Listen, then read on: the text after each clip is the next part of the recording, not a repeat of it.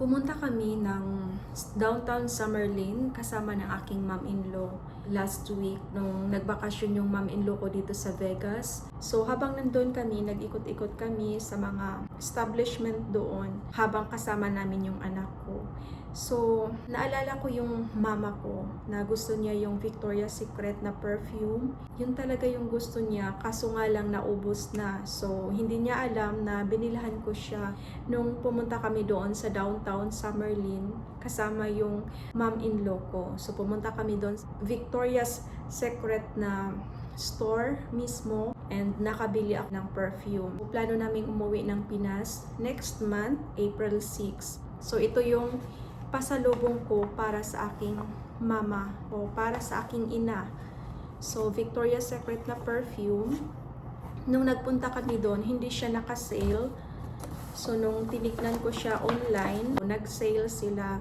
Kaso nga lang hindi ko binili agad. So ito is regular price talaga yung binili ko. So nakakalito kapag pumupunta ka ng store, lalo na kapag pumili ka ng perfume. Nalilito ka sa amoy. Minsan yung ibang perfume matapang, yung iba naman is mild lang. So doon ako matagalan kapag pumipili ako ng pabango or ng perfume. Sa lahat ng perfume na nandun, ito yung pinili ko.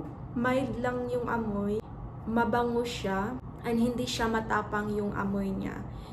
Ito yun.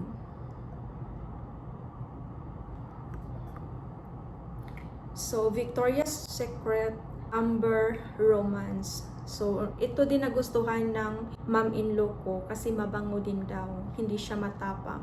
So, hindi alam ng mama ko na binilhan ko siya ng perfume. So, bibigay ko to sa kanya as pasalubong pag nauwi na kami ng Pinas kasama ng asawa ko at anak ko. So, ito yung perfume na ibibigay ko sa kanya, and for sure magustuhan niya ito at hindi niya alam, wala siyang idea na bibilhan ko pala siya ng perfume. Every time na mag-video call kami, lagi niyang sinasabi na baka pag may time ako, bilhan ko siya ng perfume. Nakalimutan niyo yung name ng perfume kasi yung pinsan ko nung umuwi siya sa Pinas, binigyan siya ng perfume, Victoria's Secret din. Nakalimutan niyo yung pangalan. Natapon yata niya yung empty na bottle. Ito yung pinili ko sa kanya. And excited na akong uuwi ng Pinas since dumating ako dito sa US November 2023. Nitong April 2026 lang. Yun na yung time na first time kong umuwi o magbakasyon ng Pinas. So first time kong umuwi sa Pinas simula nung nandito ako sa US. So thankful ako. So excited akong makauwi na ng Pinas kasi medyo matagal din akong hindi nakauwi o hindi nakapagbakasyon simula nang dumating ako dito sa US. And namimiss ko na yung mga pagkaing Pinoy. Lalo na yung mga seafoods.